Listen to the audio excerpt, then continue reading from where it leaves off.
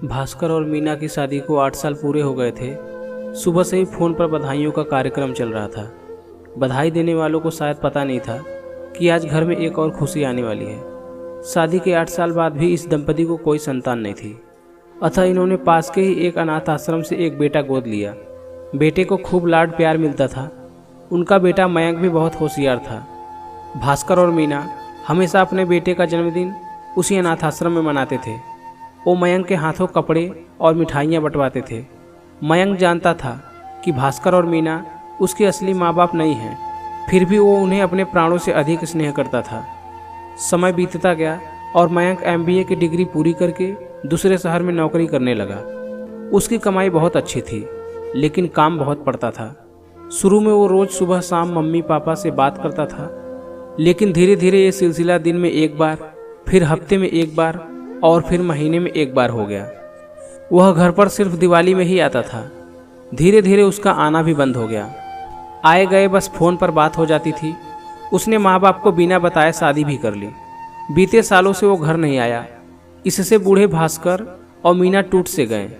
जिस आश्रय से उन्होंने बेटा गोद लिया था वो बहुत बदल चुका था। उन्होंने अपना घर और खेत बेच दिए और जो पैसे मिले उन्हें उसी अनाथ आश्रम को दान कर दिया, मानो सालों पहले वहाँ से लिए गए बच्चे का मूल अदा कर रहे हों। वो दोनों उसी अनाथ आश्रम में ज़िंदगी बसर करने लग गए। इधर मयंक का तबादला भी अपने पैतृक शहर में हो गया। पहले तो वो अपने घर गया तो पता चला कि अब उसके माँ बाप वहाँ नहीं रहते। उसने पास ही एक किराए का मकान ले लिया। मयंक की शादी को भी 5 साल हो गए, पर उसे भी कोई संतान नहीं हुई। वो अपनी पत्नी के साथ उसी अनाथ आश्रम में बच्चा गोद लेने पहुंचा। उस अनाथ आश्रम के केयर टेकर भागवत प्रसाद जी थे, जो मयंक को जानते थे। उन्होंने बच्चा देने से मना कर दिया। कारण पूछने पर उन्होंने कहा, जिस बेटे ने जीवन रहते ही अपने माँ बाप को अनाथ ही कर दिया, वो एक अनाथ बेटे के साथ क्या करेगा।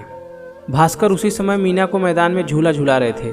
उनकी ओर संकेत करते हुए भागवत प्रसाद बोले, जब वो एक अनाथ को गोद लेने यहाँ आए थे तब इन्हें नहीं पता था कि एक दिन उन्हें भी अनाथ होकर यहाँ आना पड़ेगा। मयंक सारा माजरा समझ चुका था। वो भाग कर गया और अपने मम्मी पापा के कदमों पर गिर पड़ा। पश्चाताप के आंसुओं से उसने अपने माँ बाबूजी के चरण धो दिए और उन्हीं आंसुओं में उसके दिल का मैल भी धुल गया। उन्हें गले लगाकर सिसकते हुए मयंक बोला, पापा मम्मी, आपसे किसने कह दिया कि आप अनाथ हो। अनाथ तो मैं था और आज भी हूँ। जो बेटा अपने माता पिता के दुख में उनकी सेवा का पात्र ना हो सका, उससे बड़ा अनाथ इस संसार में और कौन होगा। भास्कर और मीना सजल नेत्रों से सिर्फ अपने बेटे को निहार रहे थे। मयंक ने उन्हें घर ले जाने का प्रयत्न किया, लेकिन वे नहीं माने। तो मयंक और उसकी पत्नी भी वही आश्रम में रहने लगे। अब पूरा आश्रम ही उनका परिवार था और शायद अब वहाँ कोई अनाथ नहीं बचा था। सो दोस्तों, आशा करता हूँ आपको स्टोरी अच्छी लगी। सो प्लीज़ लाइक और सब्सक्राइब जरूर करें। धन्यवाद।